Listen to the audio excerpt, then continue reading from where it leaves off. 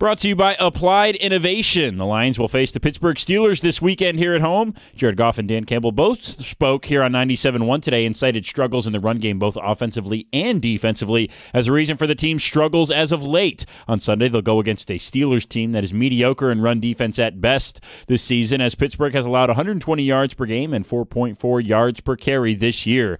MSU basketball plays tonight as they're at home to take on the Toledo Rockets at 6:30. The Spartans are coming off a 76-72 road win over Penn State on Saturday as they sit at 9-1 on the season so far.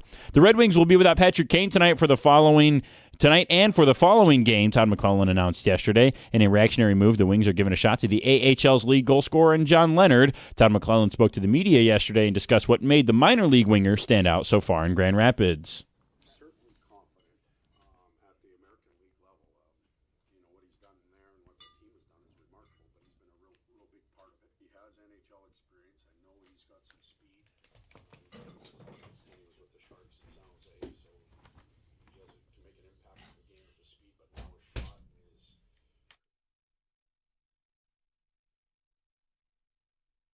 Leonard and the Wings hit the ice tonight at 7 o'clock. Our pregame coverage starts here on 97.1 with Jeff Rieger at 6:45. At the Corewell Health Sports Desk, I'm Brendan Shabath. For more, go to 97.1 The Ticket or Odyssey.com.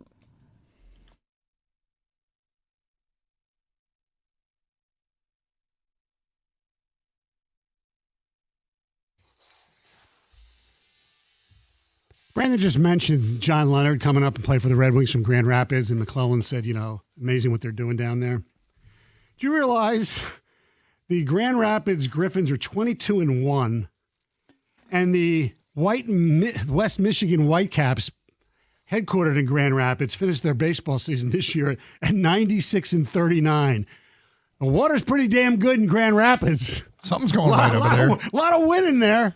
Something's going right. Yeah. You got up and sprinted during the update. I wanted to get my numbers correct.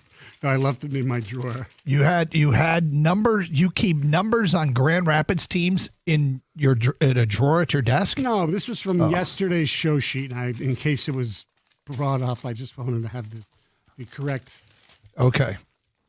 numbers. Gotcha. Because that might be more quirky than turning away at free throws. No, 3-pointers, you said, right? Yeah, that's what I meant, 3-pointers, yeah. Stoney doesn't watch when other teams shoot threes against the Pistons. He turns his head away. Especially in clutch situations. Yeah, but you admit you do it sometimes early in games too. Yeah, not as consistent. Here's the feedback that's coming in on some of people's quirks. Okay. From an unnamed texter, I've been playing roulette for 15 years and I've never watched the ball spin. Will not look. I wait until the dealer place marker.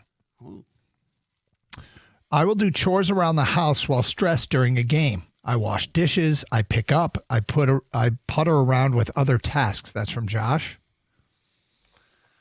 I used to look, this is from an unnamed texter, I used to look away every time Kobe Bryant cut to the basket against the Pistons. See, that's similar. From Dan R. in Dearborn, I do the same as Stoney, but I watch the shooter's reaction instead of the ball or rim, just my quirk. I do the same thing. That's tough on television, though, at times. No, when they have the full view, though, like the full screen or the half court. And, only if a guy's been killing us. Like, if Derek White has hit, 3 out of 4, on his next one, I look at Derek White only. I feel like I'm affecting it more if I just stop focusing on the rim. That's funny. So, probably the closest that I've come to that is not for any other reason that it's the best. When I'm doing Michigan football games and I'm sitting at somewhere up high on the sideline, it's hard to tell if a field goal is going to be good or not. Exactly. The same thing at the press terrible. box at the Lions games. It's impossible to know if it's straight or not. I just watch the kicker and holder. Oh, okay. Snap, spot, kick. Does the kicker and holder immediately high five and hug? Or do they start leaning one way? And the officials never say, they don't do the wide sign. They used to go no good and then point wide left or wide right. They don't do that anymore. Now, sometimes I'm asking you this. Maybe it's more in the pro. Sometimes even when they miss, the holder will go to the kicker and like give him a pat on the I have not helmet. gotten burned by that yet. Okay. But this, of course, has nothing. This has nothing to do with it being quirky. It's the most pragmatic way to tell if the kick is good or not. I think you look on, especially the schools that have the big screen where they would show it from behind. They don't. Oh. Usually, the schools put something else up there. Right. And we do not have oftentimes we do not have a in real time TV feed. Correct. So. Or you can just watch the crowd reaction, right? Isn't that the? Yeah, you could do that as well. Watch the crowd behind the goalpost, and they'll tell you. But again, that's not for the same reason. I know. It's for you to be accurate. Yes. Daryl's in Detroit, and he's on 97.1. Hi, Daryl. How you doing? Good morning, everybody. What's up? I have a little bone to pick.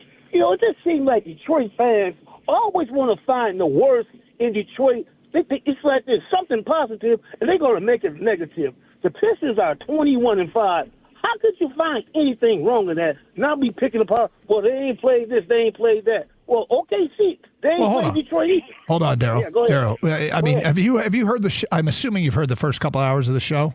I heard the whole show, yeah. Okay, so we're praising them, but when you get to just so people want to get caught up, we played the end of the game last night, the audio of Noah Eagle saying the Detroit Pistons are all the way back. All the way back, yeah, I get it, yeah. So I think the only reason to doubt that, and I think it's fair, is to say that they've only played one of the top 8 teams in the West. Almost everybody else has played those teams.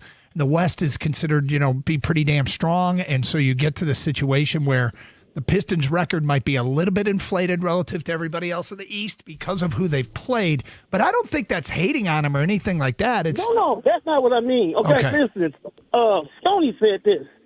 Stoney was talking about they need a three-point shooter and stuff like that. Here it is. They're not the three-point shooting team. They lead the league in points in the paint. So to me, that offset three-point shooting. If I had the choice, would I rather be a mid-lean three-point shooting team or lead the league in points in the paint? I'm taking points in the paint because it's a higher percentage shot. They lead the NBA in points in the paint. They lead the NBA in dunks. They lead the NBA in tandem between Duran and Cunningham and alley-hoops. Those are all positive things. Let me ask you a question. I agree. It's great, but do you think they can win a championship with the lack of great three-point shooting that they have? Yes, I do. You know why? Here's another thing you said. Because they have a team. They have a lot of players. They won a game last week, and they asked Bickerstaff, you played 13 players. Have you ever done that in your career? He said no. Have you ever heard anybody do it? And he said no, because it's not done. But that just means they got a lot of players, and that day the 13 players played, they all made the stat sheet. How could you argue with 13 players that all made the stat sheet? They just throw people out there to get fouls. They put people out there that were productive. Daryl, it's a fascinating experiment. I'm not mad at Stoney at all for believing they need to add 3-point shooting. I don't think they have to go all in any way to add like an elite 3-point shooter, but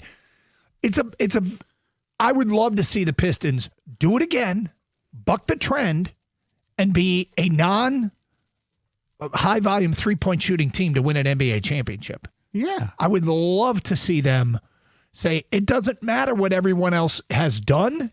It doesn't matter what everyone else is doing. We are going to be elite at what our strengths are, play into those, and try to win an NBA championship that way. And what it also does is when you have another 3-point shooter, it spaces the floor. So Cade, and if Ivy's in, there's more space for them to get to the paint, right? I mean, all those things are true. And it eliminates really But they're not having problems scoring in the paint. I know. So you're trying to fix a problem they don't have. Yeah, but I think in the playoffs it's different. Well, that's fair. And they have had problems a little bit when teams go zone on them. No, that's fair. I mean, I'm not, look, it's hard. I love the Detroit Piston teams have always gone against the grain. The most successful Piston teams have always gone against the grain. That doesn't mean the only way they win is going against the grain. But if they do it again, it feels like we're leaning into the persona that always makes the Pistons special. And I kind of want to see him try. I want to see him try to win an NBA championship any way possible, even if it's not the way everyone else is doing it. So, now, do I think it was Daryl? I think Daryl's kind of overstated. I don't think the Pistons are getting a lot of hate. I think the Pistons are getting nothing but love. But it's okay to say, I don't know that Noah Eagle didn't go too far last night by saying the Pistons are, quote, all the way back. Right. It depends what your definition of all the way back is. Yes. Which was cool. Like, yes. It's an independent voice outside Detroit, came out of nowhere and said the Detroit Pistons are all the way back. What does that mean to you? Yeah, and do you think that they fit that definition? I wonder what it means to him, because he was probably 8 when they won. This is true. 248-539-9797. Carson Anderson, Stoney's in for Anderson. We'll get back to your phone calls and feedback coming up. Jared Goff, Lions quarterback, here, what he had to say about this game coming up against Pittsburgh, how they get the run game going, what he has to say to fans who are not believing they are going to get it done. All that at 12:30 here on 97.1. Hey, it's Doug Karsh for Sarah Chevrolet in Sterling Heights. They're ready to slay the holidays with a year-end savings on new Silverados. Lease a 2026 1500 LT Crew Cab 4x4 for only $279 a month for 24 months with no money down. $279. Go now to 17.5 in Van Dyke in Sterling Heights. 87-SAY-SARAH or saysarah.com. Together, let's drive. With GM employee discount, Costco, and current lease in the household, 10,000 miles per year plus taxes and fees with approved credit. Offer ends January 2nd.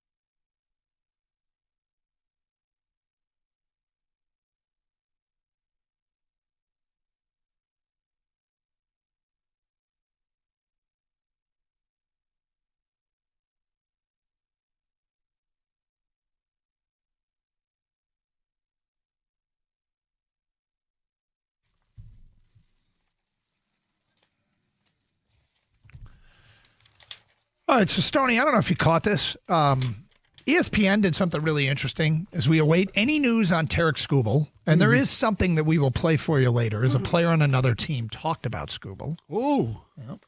Tampering? Maybe. I don't know.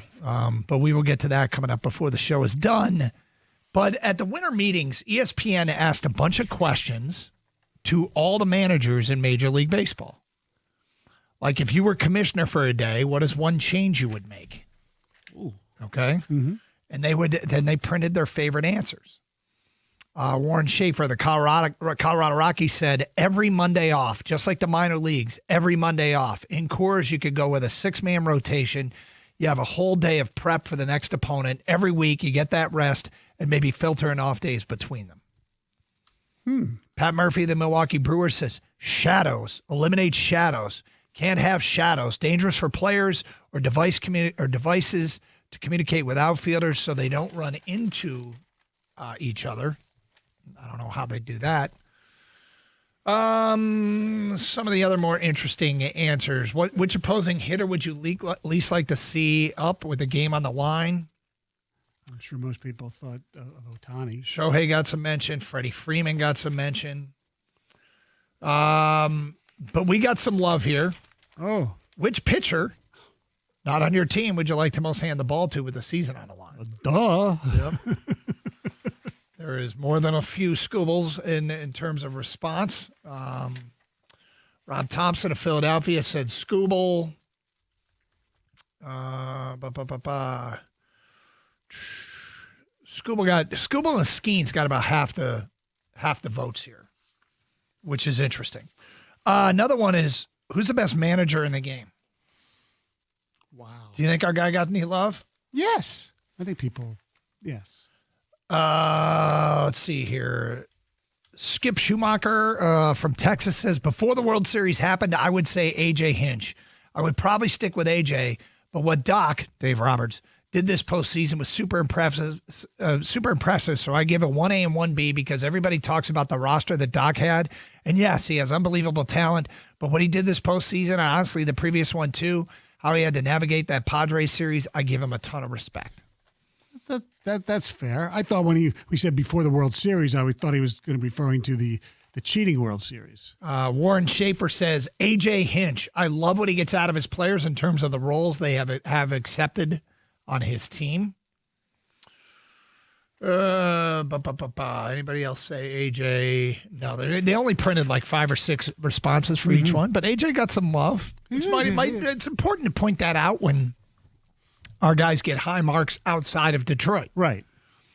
I like to always give them credit where credit is due. He's a terrific manager. Sometimes I think he goes a little too analytical, but other than that, I think he does a nice job. Well, as I always like to say, you are not always going to get every call right. Correct. Sometimes the right decisions ends up poorly and vice versa. Well, I always talk about the net, and that is the overall impact of your influence on the team. Right. Is the net of that positive or negative? Right. What's the one thing about A.J. Hinch you dislike the most? The thing about A.J. Hinch I dislike the most. God, I'm not in baseball mode at all right now. I know.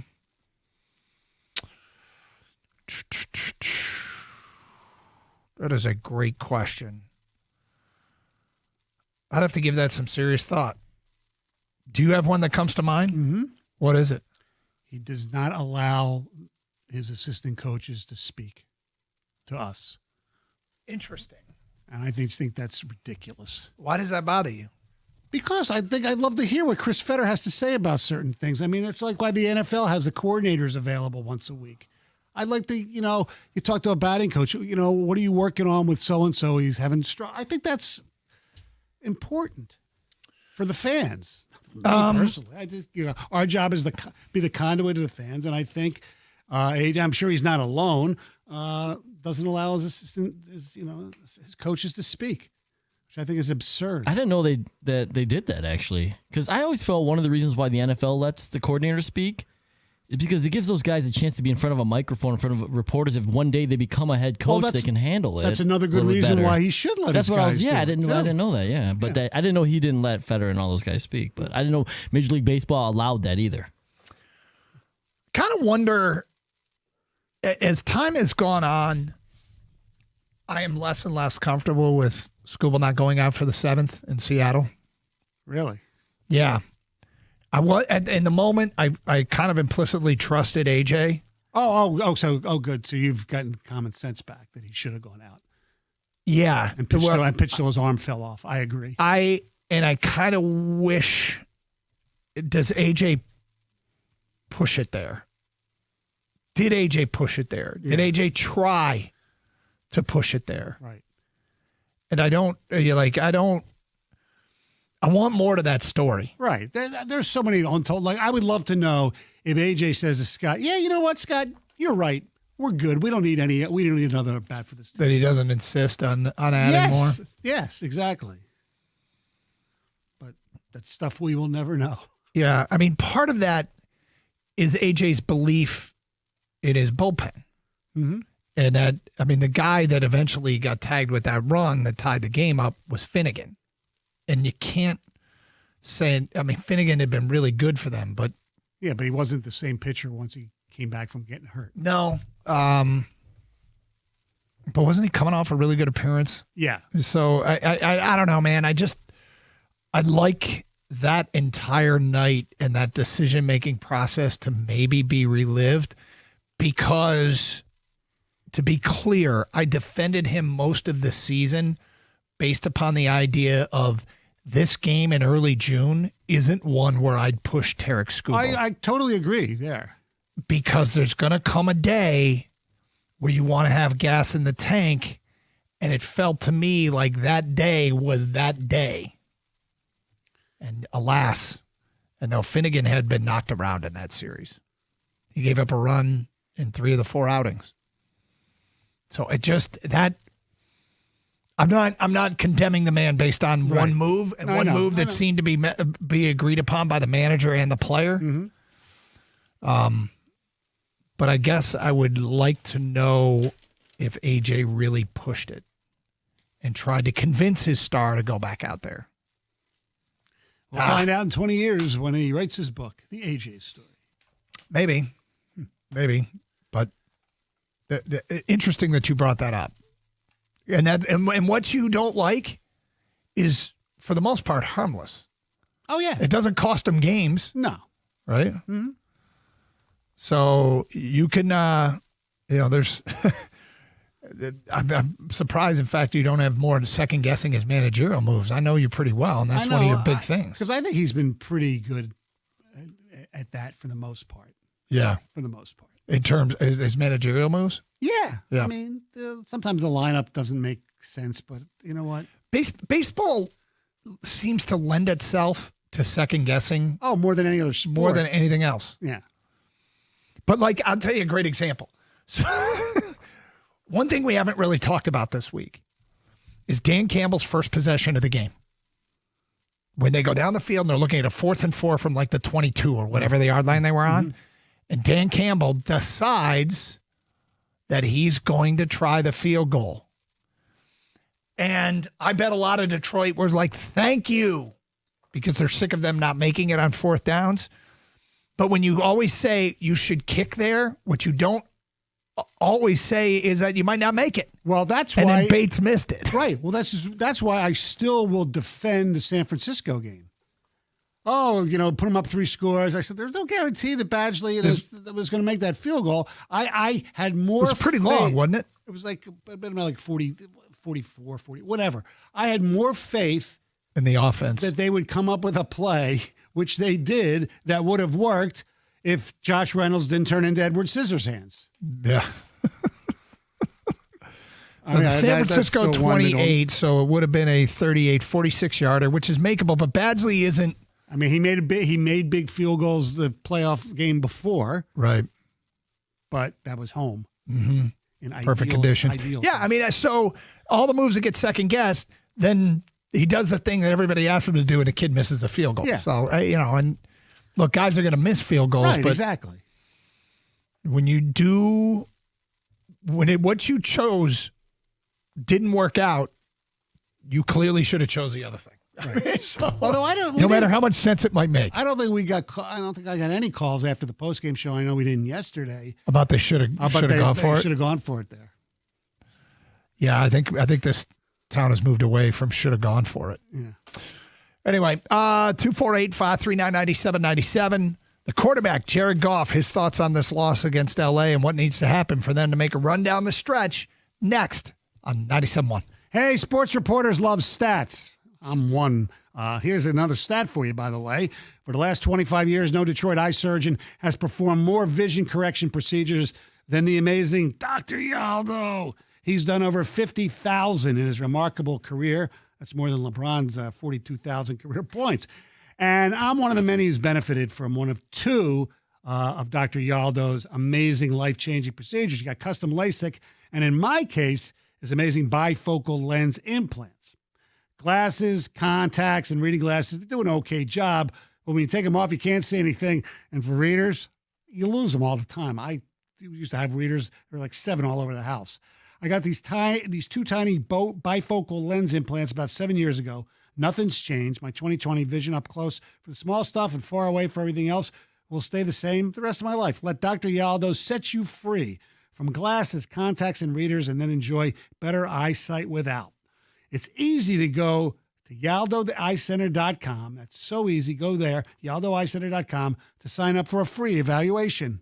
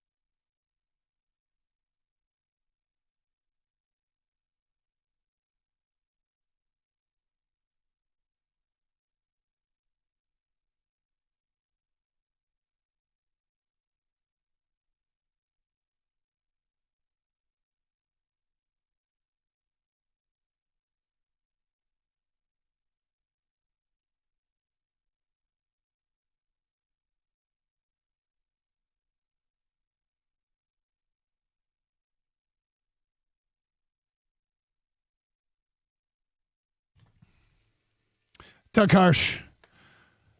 Stoney is in for Gator. It's the Karsh and Anderson program. 248-539-9797. Let's go to Tom next on 97.1. Hi, Tom. Hey, how's it going, guys? Great job today. Thank you. Hey, I don't think they're going to win out. 2 out of 3. They're going to go against the Bears. The Bears are going to win the division. The Bears are going to go a lot farther than people are talking about. I don't know why more people aren't talking about the Bears. They're what we were 2 years ago. I think they got a legitimate shot, but unfortunately, we're going to get to the postseason maybe if we backdoor in. But if we couldn't win against the Rams, that was our postseason tryout right there. I don't think we can do it. I'm sorry. Well, there's a couple things about this. One is they don't play anybody as good as the Rams the rest of the way, right? Okay. So they don't have to beat the Rams to win out. So I don't know why that was their postseason tryout. Well, I say it in the sense that you got to play at an elevated level the other night, and you got to play at an elevated level in the postseason, and that's what I mean by that. Well, It had a postseason feel to it. I mean, I guess they've played the Bears this year, and they beat them 52-21. So I think they can beat them again. And the Bears. I mean, look, the reason more people aren't talking about the Bears is because people are busy talking about the Lions. We know what the Bears. Our record is. We know that the Lions need to catch them, but I don't. Other than you think so, because you did say you don't think the Lions are going to do it. And the reason you don't think they're going to do it is because they lost the Rams game. Well, that was just kind of like a tryout. Like I said, they got a pretty good schedule coming into it, but then they're going to go up against the Bears, and I believe the Bears are going to win the division. And I think the Bears are going to go deep into the postseason. I really do. Why do you think the Bears are going to beat the Lions? I think their line says it all. Offensively and defensively, I think is the game changer there. Okay, good. I wanted you to give us a reason. So what I'm kind of think that we're talking about here is if the Lions beat Pittsburgh, right, then they got a Minnesota game, and Minnesota might have Detroit's number. When you lose to a team, okay, and you sometimes have to acknowledge that team just matches up better with you than you would like. But we can turn around and hope the same is true of the Bears game in the final week, is that the Lions match up well with the Bears. I think it's very doable, and it has a lot to do with the fact that they won't face an offense that is as complete as the Rams. Lions offense has been playing very well the last couple weeks, but their defense has gotten pretty much shredded. They will not face any offense that comes close to what, quite frankly, really a fully stocked Green Bay team is, Dallas and L.A. Those are their last 3 games.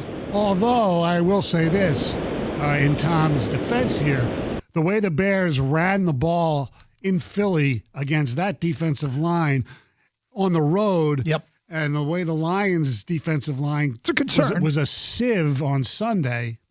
It's a concern, but if you stack up against the run, and it may not work, but you can stack up to stop the run, you don't have to deal with Puka Nacua, Devontae Adams, and Matthew Stafford. Right. I think Caleb Swift and Rome Odunze, I mean, they got some good players. Mm-hmm. Don't get me wrong. But it's not the way the Rams offense is operating right now. So their 2 tight ends are better than the Rams.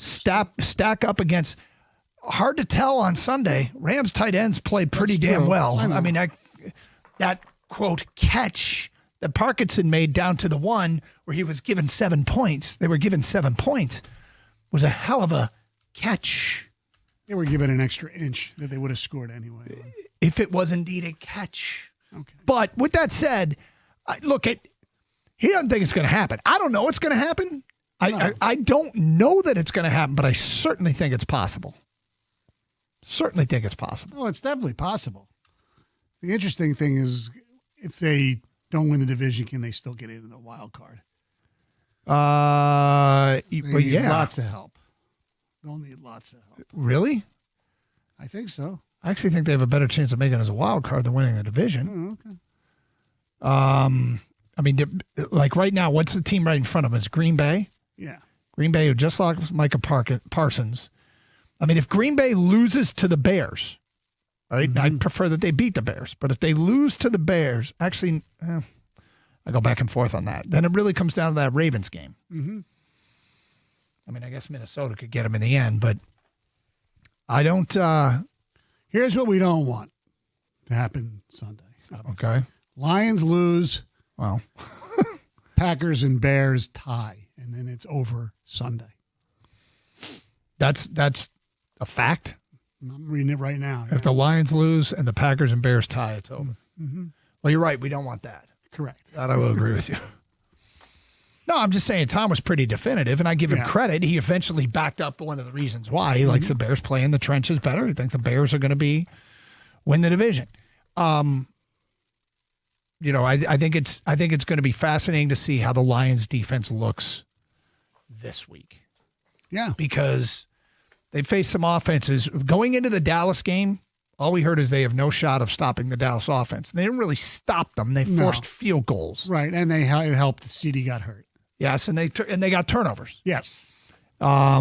This game, it didn't. Devontae eventually got hurt. That was the second half, but they also had one big turnover play, which, by the way, was a hell of a play. Oh yeah, absolutely. But That was a great play. With that said, they didn't force enough field goals. No, and the defense has to play better on Sunday. We worry about the Bears You know and the what's funny? Packers. I mean, Gainwell had a nice game. Aaron Rodgers, he did enough. I mean, look, statistically, he only threw for 224, but 23 of 27 and 2 touchdowns, no interceptions. I mean, that's the key. And the Lions have not won many turnover battles this season. That's been their problem. Okay, we'll get to what Dan Campbell told our morning show, the most important stuff he had to say coming up today at 1:05. First, this was really interesting for people who are following the Tarik Skubal story closely and we look for any information that comes out about it. And MLB Network had Dodgers starting pitcher Tyler Glasnow on. And the topic of Skubal came up. And here is what he will mention Andrew. Andrew is Andrew Friedman, the president of baseball operations for the Dodgers. Mm-hmm. And here's what Tyler Glasnow, starting pitcher from the Dodgers, had to say about Skubal. Not really. I know. So we went and got Diaz, and I obviously have seen like the Skubal stuff, and I think that seems to be relatively real. I've also seen some rumors that I would get traded for him, so it's like I don't know what to believe. And I've talked to Andrew in our front office, and they're like, "No, you're not going anywhere." So they told me I'm not going to get traded, and I trust them. So that's obviously a nice feeling.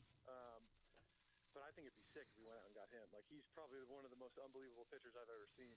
And I've just heard such good things about him, too. And the Dodgers are really big on signing guys who have, like, plus personalities and are just, like, good in the clubhouse. And he'd be a perfect fit. So, I mean, just to pitch along with him in the rotation would be kind of a dream. So I hope we get that done. What's funny is I seriously am not sure I've seen a proposed trade rumor to the Dodgers that doesn't include Glasnow. Right. So, yeah, it'd be great for him to, have Skubal in that Dodger clubhouse. But if that's the case, if it's a trade, Tyler, you can come on with us every week. I mean, look, he's it sucks because, when he says a comment like the Dodgers are big on bringing in guys who are plus personalities, I'm like, the Dodgers are big on bringing in whoever they want. Correct. They have an $8 billion TV deal, and I think that's a real number. I think the real number is $8 billion. And so I think the Dodgers are big on getting elite players because they can afford them fivefold over a lot of other teams and probably twice as much as the Tigers can. But it would be really, really nice to see the Tigers either A, score that huge haul, or B, do something a little more aggressive to help this last year of Skubal be something special. Or C, they will do pretty much nothing. I said it would be nice to see. I know. I know. We don't need to panic farm over here, Stoney. I'm not panicking. I know, I'm you're trying to farming. be. Yes, I'm trying to be. That is realistic. another possibility, but I'm talking about the things that we want them to do. Oh yeah, want them to trade for a haul of players, or add to what they currently have. Right. And it's nice getting Jansen coming out of the bullpen. It's amazing he can do talk radio in the morning and still pitch. Different Jansen, Stoney. Okay. But yes, that will help. And do you know Ben Verlander? You ever seen his tweets and stuff on social media? He's been quiet lately. I don't know. Maybe he said something today. Oh, really? I don't know. Yeah. I follow him too. Unless he. Do you want me to read it? Yeah. Today is a great day for the Detroit Tigers to sign Alex Bregman. Do you think Ben Verlander knows something? No. Okay. Because I think he said it would, last year he said it would be a great day for the Tigers to reunite with my brother. Did they say that? I think he said Did he say something that? to that. Yeah, he can understand. What I want to know what motivated Ben Verlander to tweet that. He's been doing it since last year. On Bregman, yeah. On Bregman? Yeah. Yeah, like He's not been every, doing it every day? Yes, almost. Yeah. Yeah, it's his thing. But never mind. Yeah, it's his thing, man. Because I don't follow him, but I haven't known. So he's been tweeting that. Yeah, then he signed with Boston, obviously, and then once he opted out, I think he started doing it again with the Tigers. Okay, I'm scrolling back. He hasn't done it lately, so there's at least that.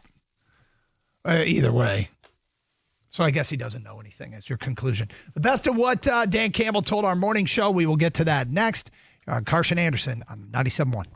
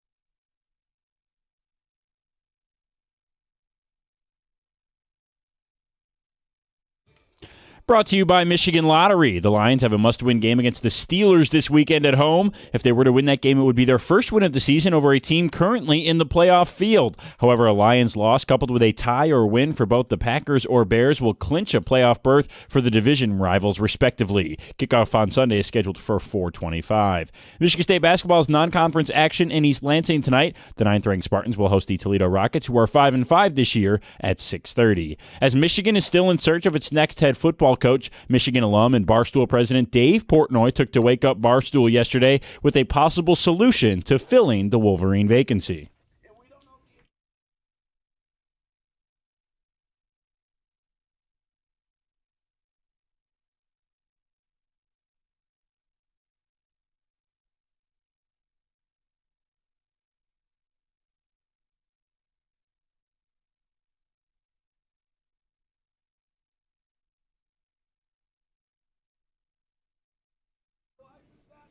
Speaking of college football, Indiana's Curt Cignetti became the first head coach in history to be named the AP Coach of the Year in back-to-back seasons today. And the Red Wings are finally back home after 12 days and 6 games on the road. Tonight they will go for their 5th win in the last 6 outings when they host the Islanders. Pre-game coverage begins here on 97.1 at 6:45. At the Corewell Health Sports Desk, I'm Brendan Shabath. For more, go to 97.1 The Ticket or Odyssey.com.